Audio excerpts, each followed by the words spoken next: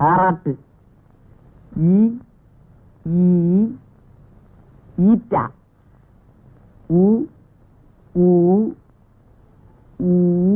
ഊഞ്ഞാൽ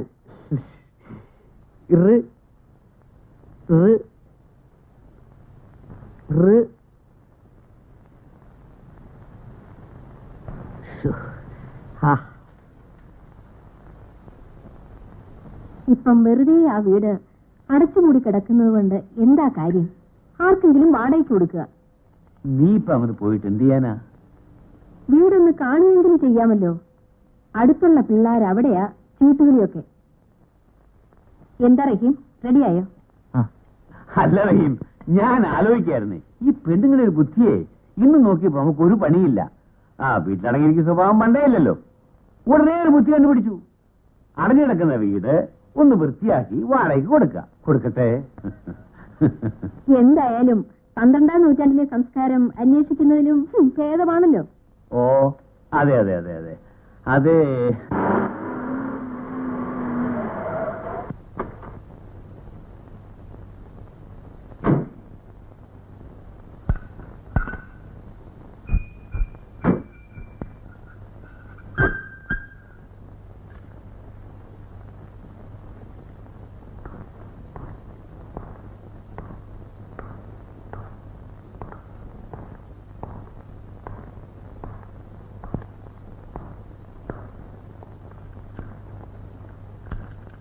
എന്തിനാടാ ഇങ്ങനെ പുറകെ മണത്ത് നടക്കുന്നത്? പോയി കാറിലിരിക്കേ.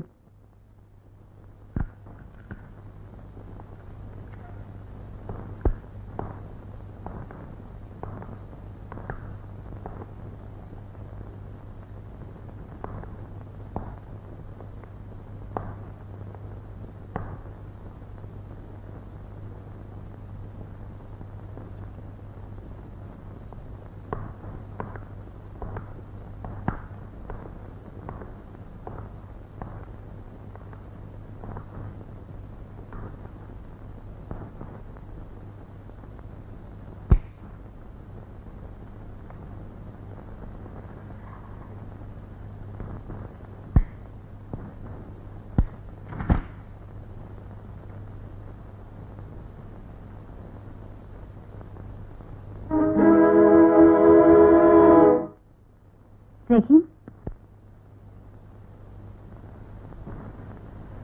ഇതൊന്ന് തുറക്കൂ.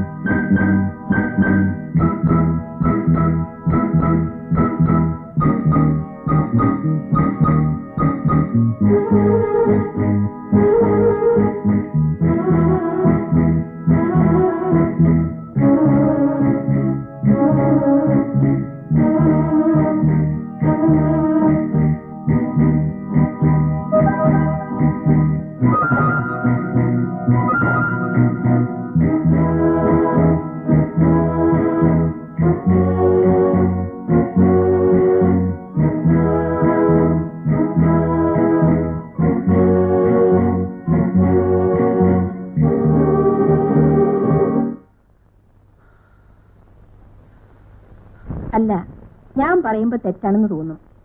എന്നാലും പറയുക, ആ റഹീമിന് കുറച്ചുനാൾ ലീവ് കൊടുക്കണം. ഇപ്പോൾ അയാളുടെ ശ്രദ്ധ മുഴുവൻ അമ്മയെ പറ്റിയാ. കാർ ഓടിക്കുമ്പോൾ തന്നെ എത്ര ആബ്സെന്റ് മൈൻഡഡ് ആണെന്നോ. ഇന്ന് പോരുന്ന വഴി 4 വെച്ച് ഞാൻ കരുതി എല്ലാം തീർന്നെന്ന്. നിന്നോട് അയാൾ പറഞ്ഞോ അവധി വേണമെന്ന്? എന്ന് പറഞ്ഞില്ല. പക്ഷേ ഈയിടെ അയാൾക്ക് ഏതു നേരവും ചിന്ത അത് മാത്രമേ ഉള്ളൂ. ഒരുപക്ഷെ അത് പറയാൻ അയാൾക്ക് വൈമനസ്യം കാണും. അതുകൊണ്ടാണ് ഞാൻ പറഞ്ഞത്. ആ വരട്ടെ. എന്താ റഹീം പറയുന്നത്? തെറ്റിദ്ധരിക്കരുത് സാർ. സാറിനെ പിരിഞ്ഞു പോകുന്നതിൽ എനിക്ക് വിഷമമുണ്ട്. ഉമ്മായി ഇങ്ങോട്ടുണ്ടെന്ന് ആരെങ്കിലും കാണിച്ചാ പോരെ? ഇനി ആരെയും കാണിച്ചിട്ട് കാര്യമൊന്നുമില്ല സാർ. ഉമ്മയുടെ അസുഖം മാറുന്നൊന്നുമല്ല. പിന്നെ ഇനിയുള്ള സമയം ഉമ്മയുടെ അടുത്തിരിക്കുക, അത്ര തന്നെ. റഹീമിന് നിർബന്ധമാണോ പോണമെന്ന്? റഹീമിന്റെ പ്രയാസം മനസ്സിലാക്കാതെ പിന്നെ ഇങ്ങനെ സംസാരിക്കുന്നത് എന്താ? അമ്മയുടെ ഈ നിലയിൽ ഒരു മകന് പോകാതിരിക്കാനൊക്കുമോ? പോരെങ്കിൽ റഹീം ഒറ്റ മകനാണ് താനും. എന്താ റഹീം, ഞാൻ പറഞ്ഞത് ശരിയല്ലേ? എന്നാൽ അങ്ങനെ ആകട്ടെ. റഹീമിന് എന്ന് വേണമെങ്കിലും ഇങ്ങോട്ട് വരാം. അതിന് മടിക്കേണ്ട കാര്യമൊന്നുമില്ല. എപ്പോൾ വേണമെങ്കിലും ഈ വീട്ടിലേക്ക് വരാനുള്ള സ്വാതന്ത്ര്യം റഹീമിനുണ്ടായിരിക്കും.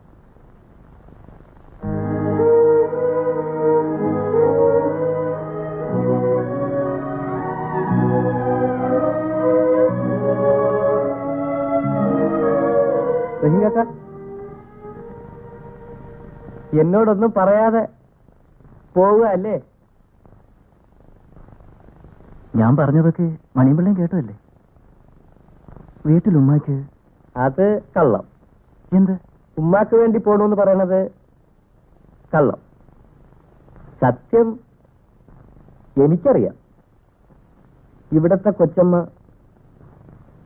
ചീത്തയാ, എനിക്കറിയാം. മണിയമ്പിള്ള, ഇനി ഒരിക്കൽ കൂടി മണിയമ്പിള്ള അങ്ങനെ പറയരുത്. അദ്ദേഹം എനിക്ക് അച്ഛനെ പോലാണ്. ഇന്നലെ വരെ ഞാൻ പിടിച്ചു തന്നു. ഇനി ഇവിടെ നിന്നാൽ എനിക്ക് കറവറില്ലാതെ ഇവിടുന്ന് പോകാൻ പറ്റില്ല. വലിയ വലിയ വീടുകളിലെ ഡ്രൈവറായാൽ കാർ ഓടിച്ചാൽ മാത്രം പോരാ.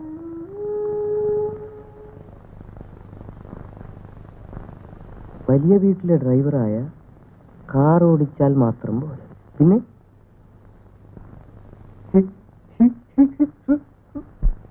ഇവിടത്തെ ആൾക്കാർ ചീത്തയാ, എനിക്കിഷ്ടമല്ല. നിങ്ങൾക്ക് തോന്ന ഒന്നുമല്ല, ഈശ്വരനാണ് ഞാൻ പറയുക. ഇവിടത്തെ ആൾക്കാർ ചീത്തയാ. അപ്പൊ ഞാനോ?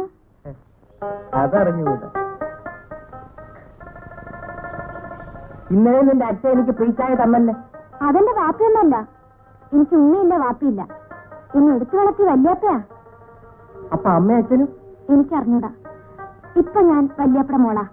വല്യാപ്പയ്ക്കിനെ വലിയ ഇഷ്ടാ. പക്ഷേ വല്യാപ്പയ്ക്ക് സുഖമില്ല. നിപ്പി വീണ് പിടയ്ക്കും. വായന പതയും വരും. അയ്യോ, അത് ചന്നിയാ, മാറൂല. നാട്ടിൽ കുട്ടിക്കൃഷ്ണ മേശയുടെ മോനും അത് വന്നാ ചത്തെ.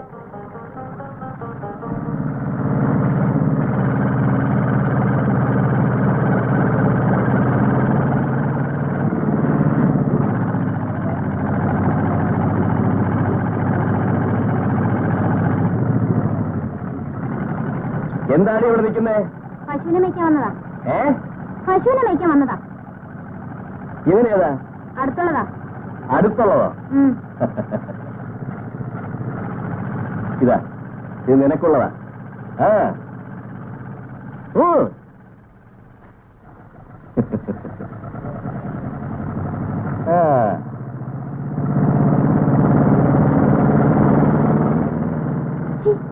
എന്തിനാ അത് വലിച്ചെറിഞ്ഞു? അയാൾ എനിക്ക് ഇഷ്ടമല്ല. അയാൾ ചീത്തയാ. ഇപ്പൊ സമ്മതിച്ചേ? ഇതാ ഞാൻ നേരത്തെ പറഞ്ഞ ഇവിടെ എല്ലാരും ചീത്തയാന്ന്. ഞാൻ പോവാ. വിദ്യാർത്ഥി ലോകത്തിന്റെ അഭിമാന ഭാജനം നിങ്ങളുടെ പ്രിയങ്കരനായ നേതാവ് ശ്രീ ഗോപിനാഥൻ ഇപ്പോൾ നിങ്ങളോട് സംസാരിക്കുന്നതാണ്.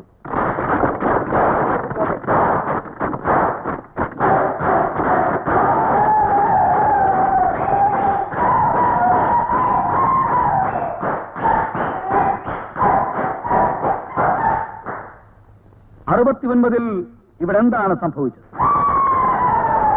71 ഇവിടെ എന്താണ് സംഭവിച്ചത്? 75-ൽ എന്ത് സംഭവിച്ചു എന്നുള്ള കാര്യം ഞാൻ പറയാറോ എന്ന് നിങ്ങൾക്ക്. ഇപ്പോൾ 81-ലും അതേ സ്ഥിതി തന്നെ തുടരുകയാണ്. വിദ്യാർത്ഥികളോട് തരിമ്പ് പോലും ആലോചിക്കാതെ ഇവിടുത്തെ യൂണിവേഴ്സിറ്റി പരീക്ഷകൾ നിശ്ചയിച്ചിരിക്കുകയാണ്. ഈ പരീക്ഷ യൂണിവേഴ്സിറ്റി അധികൃതർ മാത്രം ചേർന്നിരുന്ന് എഴുതാനേ പോകുന്നുള്ളൂ എന്നുള്ള വിവരം അസന്നിഗ്ധമായി പ്രഖ്യാപിക്കുവാൻ ഞാൻ ഈ അവസരം വിനിയോഗിക്കുകയാണ്. ഇലക്ഷന്റെ കാര്യത്തിൽ ഇതേ പ്രിൻസിപ്പലിന് നമ്മൾ അഡ്ജസ്റ്റ് ചെയ്ത് കൊടുത്തതാണ്. ഇപ്പൊ പരീക്ഷയുടെ കാര്യത്തിൽ യാതൊരു കോംപ്രമൈസിന്റെ കാര്യം ഞാൻ കാണുന്നില്ല. പറഞ്ഞോലെ ചെറിയ വൈകുന്നേരം കാണണേ, ഒരു പിരിവുണ്ട്.